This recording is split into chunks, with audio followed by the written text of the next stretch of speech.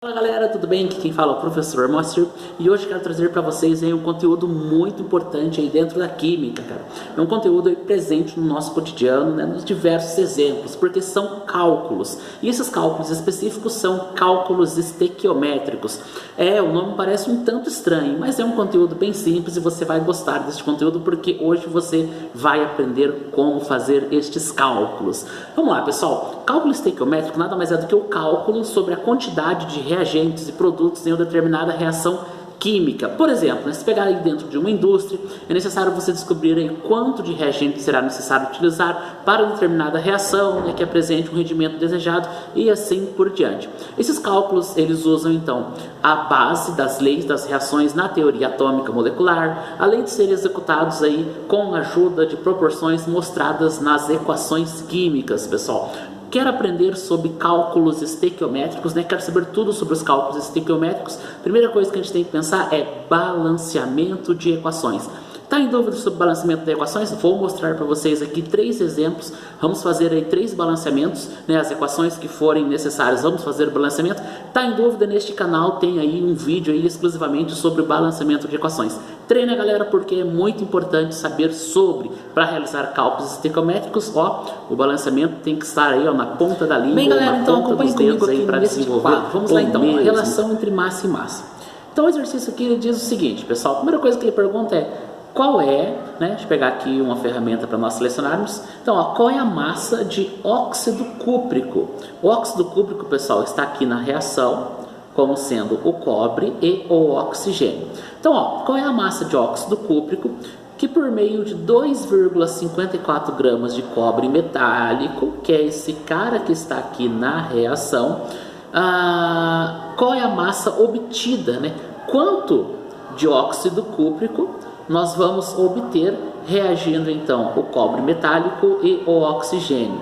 E aí nós vamos calcular então as massas atômicas do oxigênio 16 e do cobre 63,5. Mas antes de tudo, pessoal, é interessante nós analisarmos o seguinte: será que esses coeficientes estequiométricos estão corretos? Veja lá, pessoal, um cobre, ok. Só que aqui são 2 oxigênios e aqui eu só tenho um oxigênio.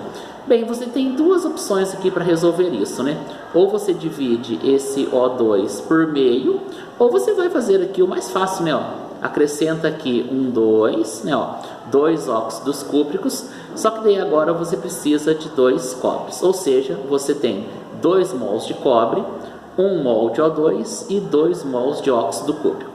Vamos lá então, próxima etapa, pessoal. Vamos então calcular a massa de óxido cúprico obtida por meio de 2,54 gramas de cobre metálico. As massas moleculares, então veja lá o que nós temos, pessoal. Do óxido cúprico, nós temos então o 63,5, que é a massa do óxido cúprico, e esse 16 que está acima, que é a massa do oxigênio, totalizando então 79,5 de massa molecular. Veja que a reação anterior nós fizemos o balanceamento, então nós ficamos com 2 mols de cobre. Então, 2 mols de cobre produzem então 2 mols de óxido cúprico, No caso, a massa 79,5 e a massa 63,5. Se nós temos aqui 2,54 gramas de cobre, nós queremos saber a quantidade X de óxido cúprico que será produzida. E aqui, pessoal, nós vamos fazer o seguinte, nós vamos fazer aqui um cruzamento por meio da regra de 3, ou seja, 2,54 vezes 2 vezes 79,5 dividido por 2 vezes 63,5. Veja que ao final nós teremos então 127x, que é igual a 159 vezes 2,54. X é igual a 403,86 dividido por 127. X, que é a nossa incógnita, é igual a 3,18 gramas de óxido cúprico. Ou seja, voltamos lá na questão anterior. Qual é a massa de óxido cúprico obtida através de 2,54 gramas de cobre metálico? A massa, então, de óxido cúprico será de 3,18 gramas. Ok, pessoal? Bem, vamos lá então, partindo aí para mais um exemplo, pessoal. Nesse segundo exemplo, nós vamos fazer a relação entre a quantidade de matéria e o número de moléculas, ou seja, a constante do Avogadro. Vamos ver então o que o exercício diz. Então, no exercício aqui, pessoal, a pergunta é: quantas moléculas de gás oxigênio, o gás oxigênio está aqui na reação, certo? São consumidas na combustão de 5 mols de álcool etílico. O álcool etílico é esse cara que está aqui. Mais uma vez, pessoal, a parte mais importante dos cálculos estequiométricos é analisar se a reação está devidamente balanceada. Vamos lá então, acompanhe comigo aqui, pessoal. Bem, se aqui eu tenho C2, aqui eu não tenho C2. Então eu posso vir por meio da tentativa e acrescentar um número 2 aqui no 2CO2. Bem, agora eu tenho 2 carbonos e aqui também eu tenho 2 carbonos. Bem, o que nós temos então? A quantidade de oxigênios está diferente do que a quantidade. A quantidade de oxigênios aqui do meu produto está diferente da quantidade de oxigênio do meu reagente.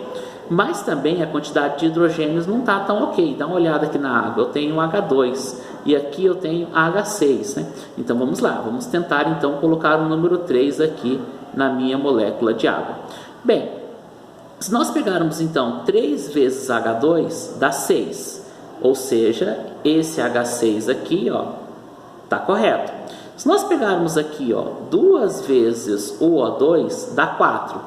4 mais 3 oxigênios dá 7. Aqui eu tenho um oxigênio do álcool e aqui eu tenho 2 oxigênios, né, como reagente. Se eu acrescentar aqui um número 3, eu vou ficar com 2 vezes 3, 6 oxigênios, mais esse oxigênio aqui do meu álcool vai totalizar então um total, né? Totalizar um total estranho, né? Mas vai totalizar aqui 7 átomos de oxigênio.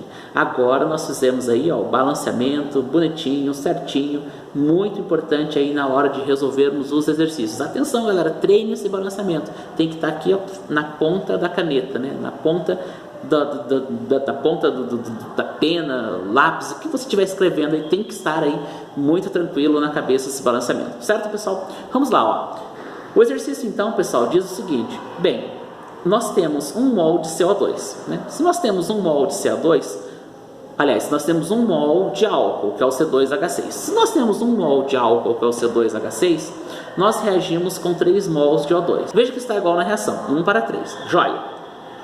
Se eu pegar então o meu 5 mol de C2H6, qual é a quantidade de oxigênio que eu preciso para reagir aqui? E aí volta lá na reação, pessoal, volta na reação. Aqui eu tenho 1. 1 reage com 3. Mas se ao invés de 1 eu tivesse 5, qual era a quantidade de oxigênios que seriam consumidos nessa combustão? Vamos voltar para a regra de 3. 5 vezes 3 é 15. 1 vezes x é x, ou seja, 15 dividido por 1, eu precisaria então de 15 mols de oxigênio. E a proporção é a mesma, pessoal. Ora, se eu tenho 1 mol de C2H6 e produzo 3, se eu tiver então 5 mols de C2H6, eu tenho 5 vezes 1. Então quer dizer que eu tenho 3 mols de oxigênio vezes 5, ou seja, 3 vezes 5, 15. Vamos lá, pessoal, não acabou o exercício ainda não. E aí o exercício ele diz o seguinte: bem, relacionando então com a quantidade de matéria, se 1 mol é igual a 6,10 elevado a 23 moléculas, quer dizer que 15 mol equivale a x moléculas de oxigênio. Faz a regrinha de 3, multiplica cruzado, 15 vezes 6 dá 90, ou seja, 90, 10 elevado a 23. Posso deixar isso aqui 10 elevado a 24? Pode, pessoal, é só trocar a vírgula de lugar. Veja, por exemplo, que a vírgula saiu daqui, andou para a esquerda, então quer dizer que esse 10 a 23 anda uma casa para a direita. Ou seja, nós vamos ter 90, 10 ou 9, 10 a 24 moléculas de oxigênio. E o último exemplo que eu quero trazer aqui para vocês, pessoal, é um exemplo então que vai fazer uma relação. Nesse exemplo aqui nós vamos fazer a relação entre o volume e a massa. Então acompanhe aqui comigo no próximo quadro, pessoal. Vamos lá então, relação entre volume e massa. Então, o exercício diz o seguinte: Ao se realizar a calcinação de 200 gramas de carbonato de cálcio, nas condições normais de temperatura e pressão, qual será o volume de gás carbônico obtido? Então vamos lá, pessoal. Esse cara aqui é o carbonato de cálcio, esse cara aqui, ó, é o óxido, e esse cara aqui é o meu dióxido, né? No caso aqui, o meu dióxido de carbono. Correto, pessoal? Bem, passando adiante aqui, ó. Primeira coisa que nós vamos analisar aqui é o seguinte: essa reação ela já está balanceada. Então veja que é um cálcio para um cálcio, um carbono para um carbono, 3 oxigênios para 3 oxigênios. Ficou muito mais fácil porque já está balanceada, mas não esqueçam de olhar, isso é o mais importante de tudo na reação. Vamos lá. Se você então partir agora para os cálculos, né, acompanhe comigo no próximo quadro. Veja lá que nós temos, ó, a massa molecular do carbonato de cálcio deu 100. Ah, por que deu 100? Porque o cálcio é 40, o carbono é 12 e o oxigênio é 3 vezes 16. Quando você soma as massas atômicas, você tem a massa molecular. Do CO2, o carbono é 12 e o oxigênio é 2 vezes 16, ou seja, 44 gramas por mol. Se vai fazer uma relação entre massa e volume, nós não podemos esquecer isso daqui, pessoal. Nas condições normais de temperatura e pressão, 1 mol equivale a 22,4 litros, ou seja, 1 mol de qualquer substância ocupa 22,4 litros na CNTP. Então vamos lá então, fazendo a relação, pessoal. 100 gramas de carbonato de cálcio, né, equivale então a 22,4 litros. Se nós tivéssemos então 200 gramas de carbonato de cálcio, nós teríamos aqui um volume X. Isso aqui nada mais é do que uma multiplicação cruzada, ou seja, 200 vezes 22,4 dividido por 100, totalizando então um volume de 44,8 litros de CO2.